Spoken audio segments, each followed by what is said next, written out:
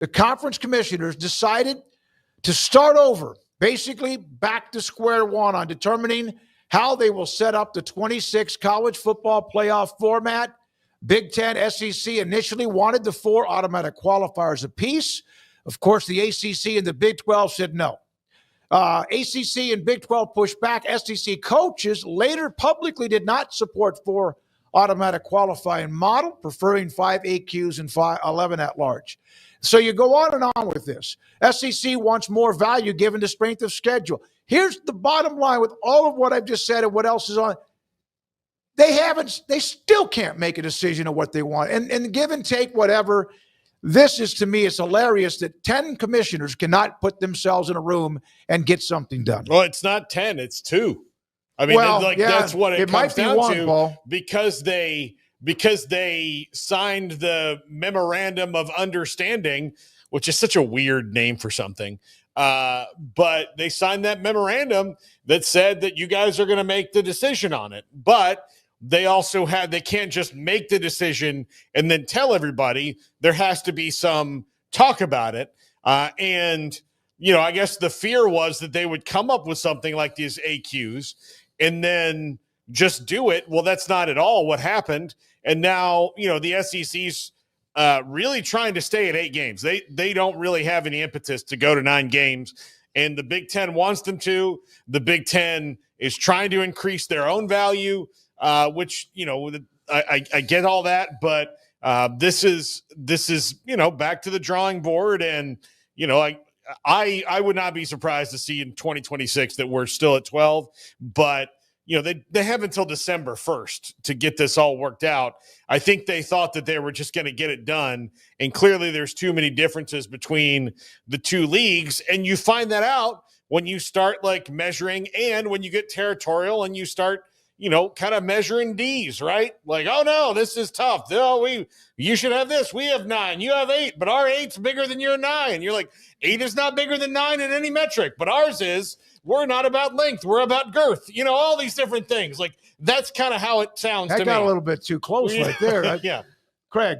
Yeah, I mean, I don't think it's that big of a deal right now. I mean, it's a process that's playing out. We don't have to be on the edge of our seats for every decision, and there will come a point in time where if they haven't decided, then yeah, that will be somewhat worrisome. But it's not as though if they don't come to an agreement by December, the whole world falls apart. It's just, hey, we don't get this brand new expanded playoff, and you know what? I think most people would be absolutely all right with that, to let this thing breathe the way that it was intended to. Well, I say it was intended to. I don't know how long it was ever intended to breathe, but instead of just going, well, last year's first round sucked, we need to fast forward. We set out to design a cap that could represent Boston. Blue collar, it's hardworking, it's loyalty, it's passion. I grew up with a group of friends where we're extremely tight-knit. All the people that you see on the ads are either my childhood friends or my brothers. We like to bust each other's chops. Boston Scally sucks.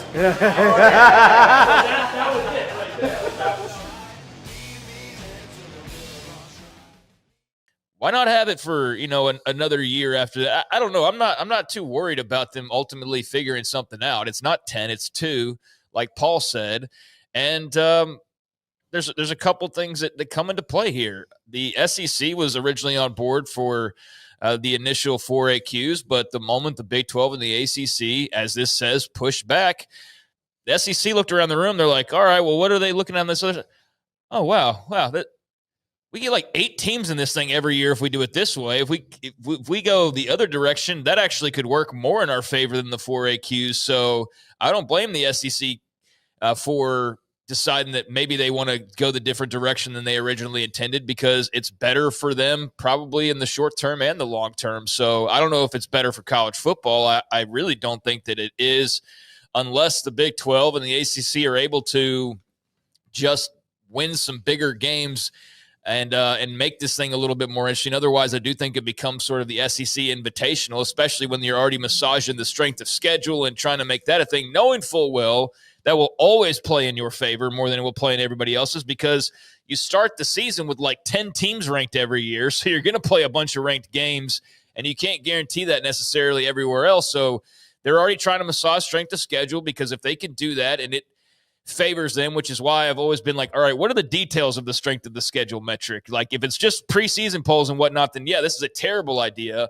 But if it is something that's more balanced and not biased in any way, that's great. But with strength of schedule being a big factor, knowing they'll always have probably the top strength of schedules, knowing they'll always have the benefit of the doubt of the media and general public opinion, they stand to benefit greatly from this. So I don't blame them for changing their mind. Now, what we need to relay is what we've heard about the Big Ten. And we have done this constantly, and I've brought it up like once a week for like probably 6 straight weeks of we get into this role about talking about Greg Sankey and the SEC, and I'm like, wait a second.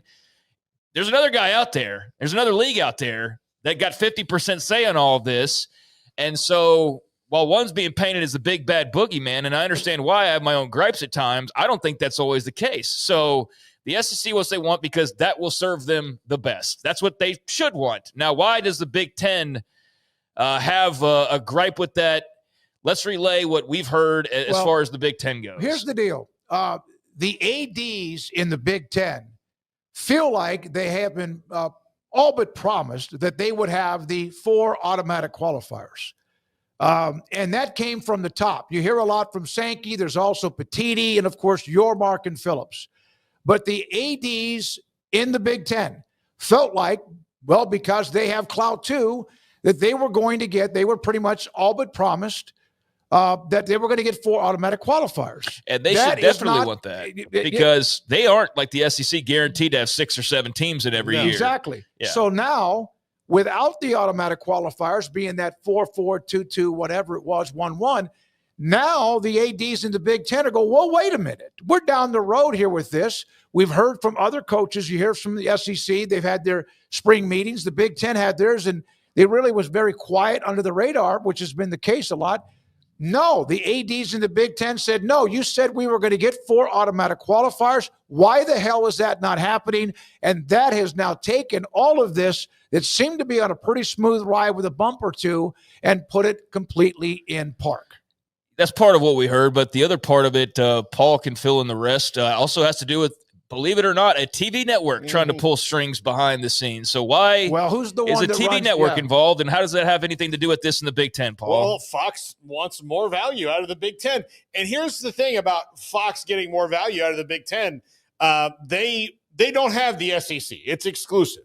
Fox is diversified portfolio-wise a little bit differently because they have the Big Ten, but they don't have the Big Ten exclusively. They have to share it with CBS and NBC. So much like the SEC used to be, they're sharing it. So they have to maximize, particularly the fact that they own the Big Ten network along with the Big Ten Conference. They own that. They're trying to maximize it. So they need more quality games because I do think that they found out that, like, okay, well, for every single Oregon versus Ohio State, there's 5 other games that are just middle of the road games, which is the case in most every other conference. The SEC has a bit of an advantage in that because they've had teams that have won national titles, although some of them have been 20 years ago, at least that they've done it. So even though Florida's been an average team forever, Florida versus Georgia is still a massive game, as where if you go back to some of the last times that teams not named Ohio State and Michigan in the Big Ten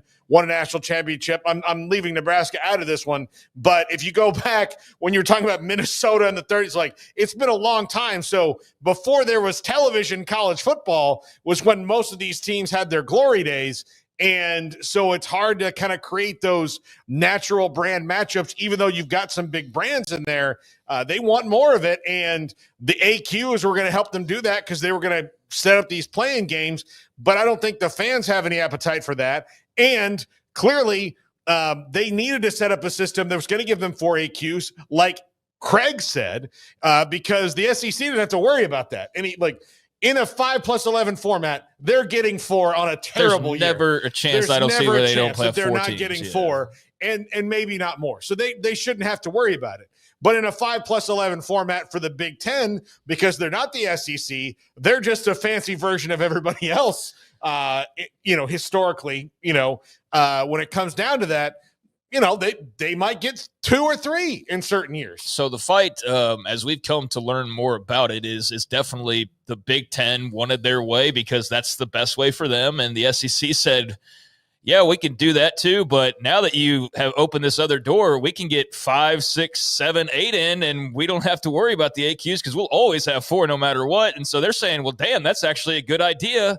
And that's where the break has come. And the Big Ten is getting a little nudge from Fox, right? About, hey, we need bigger games. We need more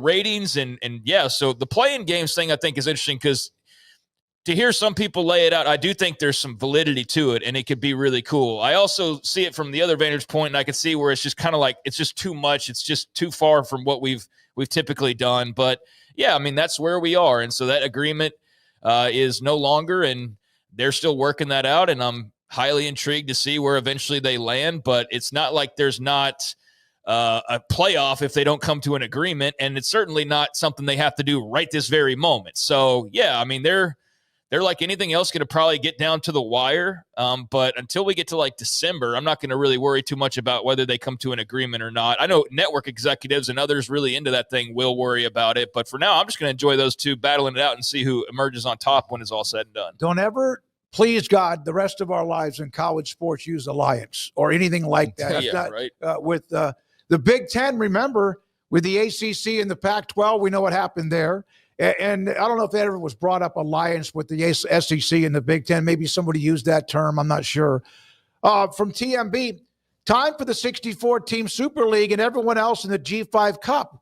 We're really close to that. We're getting close, buddy. Very, very close. We're zooming our way there, man. The G5 is allowed to park in the parking lot, but they have one spot. And that's, again, for them, sometimes maybe they have 2 teams that should be able to be a part of it. They're going to have to be really, really good to be able to get to be a part of that, whether it's 12 or 16. I would say 16 is their shot to get to, because you'd have to have Boise State is classic Boise State, and then UNLV is really good again. Tulane, someone like that, and it just gets down to the point where you've got 2 ACC teams, and that's about all they can muster in a given year. And you're like, well, might as well welcome in, guys. Yeah, it is funny in a way because you could see this shift. It's getting so much publicity, and it should. College football is an incredibly popular sport and game, and people love it. But all of a sudden, I'm on my way home when I see that note from Brett McMurphy. I'm like, you got to be kidding me. They're going back to square one. I mean, I don't know if it's – it is absolutely it's square one. It's just I don't know. I think of that term more negatively. I don't really view this all that negatively because I don't have any skin in the game. I'm just an innocent bystander college football fan who know I'm getting served whatever I'm getting served. In my opinion on it doesn't matter. I'm not making any decisions that are going to impact this playoff and how it eventually works. In business terms, they're right back where they started when they were discussing going to 16. I get it. I just don't think it's like an ominous thing. I don't think it's like necessarily a total negative thing. There might actually be some good that comes out of them going back to the drawing board, so to speak. So, yeah, I mean, I get it, but I just believe that this is going to be all right in the end as far as getting worked out. Now, depending on how strong your opinion is of what you want, it may not be all right in the end. If you're somebody that just really loves 4 automatic qualifiers and playing games and all those, I don't know if that's where we land, or if you're on the opposite side, maybe you're upset with it in the end. But I'm okay if we have to do another year of the 12 team. That's fine with me. But I'm confident that those 2 will work it out ultimately. But in the meantime, I'd rather them not work it out and us just, first of all, it's the offseason, so we're always going to hyper focus on these things to begin with, even though this is a big deal. But in the meantime, like I said a moment ago, I'm going to enjoy the power struggle. Those 2 can do whatever they want when they're together, but at times they are absolutely not going to agree on things. And that's going to be the fun part because you can just sit back and watch how the politics and the negotiations and the networks will get involved here. And Fox, absolutely one of the AQs for the Big Ten. Fox is absolutely trying to get more juice out of their Big Ten squeeze. And it's not, and I don't want anybody, it's not like they're upset with their TV deal or anything like that. It's just that they want more, right? They're not getting as much as they would like. And so the play-in games and the automatic 4 qualifiers was, for Fox, a great thing for their Big Ten contract. But the SEC obviously saw that they're good either way. They're the opposite of damned if you do, damned if you don't. They're great if you do, great if you don't on either one of these things. So I don't blame them for stepping back and going, did y'all just open the door for us to get more teams in? Hell yeah, we're going to sit and take our time and try to decide if we can finagle this thing a different way. So let the politics and the games and negotiations begin between those 2, and we'll see where we are days, weeks, months from now.